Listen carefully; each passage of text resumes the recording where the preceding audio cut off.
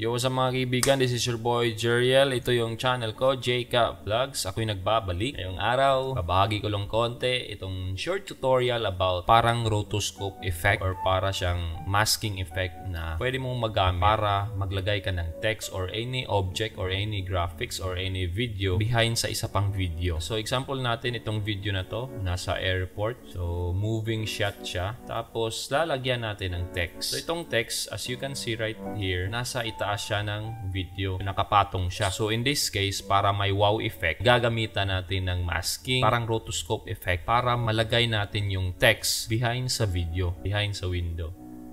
O, di ba? Nasa likod na siya ng window. So another example is this one, Duyan. Ang original niya is ito, Duyan lang. Tapos naglagay tayo ng particles. Ilalagay natin sa likod yung particles. Tapos yung text sa likod din. Pero in this case, nakikita nyo naman siguro, nasa ibabaw pa rin yung text. So by applying a mask or parang rotoscope effect, di ba? Nasa likod na. So ito yung tutorial natin. So kung ang gamit mo naman ay Premiere Pro, search mo lang yung channel ko, JK Vlogs sa YouTube. Ito. Tapos makikita mo naman siguro ito, which was made 3 years ago. Easy rotoscope like effect sa Premiere Pro para makita nyo yung example. So nasa likod yung text.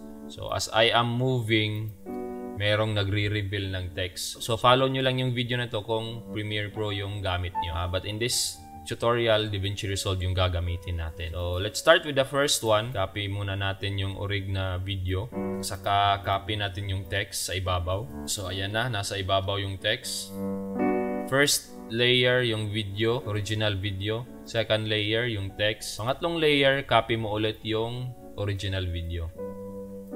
So isa-sandwich natin yung text. So click mo yung third video, tapos punta ka sa color tab. Gagawin lang natin, so dito sa node na area, tapos right click, tapos add alpha output. So may mag-a-appear na blue dot dito. Gagawin mo lang, click and drag para ma-connect siya.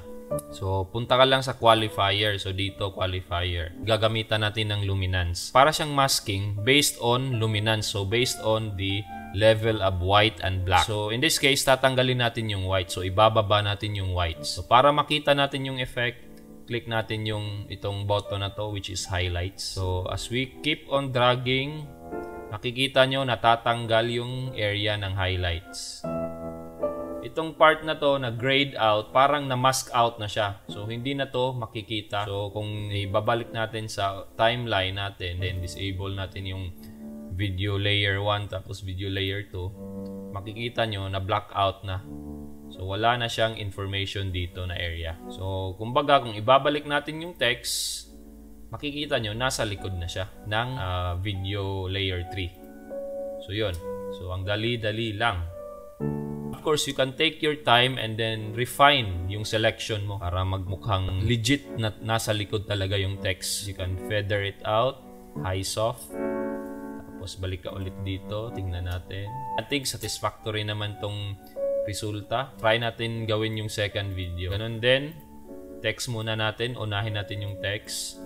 Oops, sandwich natin. Tapos copy ulit natin yung original video going to the third layer. So repeat the process, right click, tapos add alpha output, tapos drag the blue to the blue dot and then go to the qualifier and then gamitin natin yung luminance, tatanggalin natin yung whites. So yung whites lang tatanggalin natin. So feather out natin. So you can also denoise and add blur radius, depende sa'yo, pero I think satisfactory naman tong nagawa natin. So let's go back to the edit tab and then as you can see, yung nasa likod na siya. Maraming possibilities yung technique na to. Gaya ng pinakita ko earlier, pwede mo siyang lagyan ng particles. Ito may particles na siya na parang lumulutang-lutang. Pwede mo rin gayahin yung ginawa ko sa Premiere Pro na nagre-reveal yung text. Pwede mo rin gawin ganon. Of course, as you learn more about this technique in DaVinci Resolve, the more din mag-iisip kayo ng other creative ways. So, mas madali siya. Instead of actually masking out, mano-mano, nagma-mask out, or nagro-rotoscope. Pero may limitasyon tong ganitong technique. In this example kasi, yung gamit natin is parang silhouette kasi siya. So, yung contrast level ng subject, itong duyan, against sa background, maganda. So, may separation talaga sila. Kasi yung contrast level nila andun. Pero kung mga videos naman na walang masyadong contrast sa background saka sa subject, mahihirapan ka. So, ito yung limitasyon ng technique na to. If you're shooting videos with the intent of using this technique, shoot your subject against a contrasting background para madali mong i-mask out. I hope makatulong to sa mga nag-e-edit dyan ng mga videos. If you like this video, please do not forget to like and follow my page. Subscribe na rin yung YouTube channel ko. Again, this is your boy Jeriel. This is my channel, JK Vlogs. Bye-bye.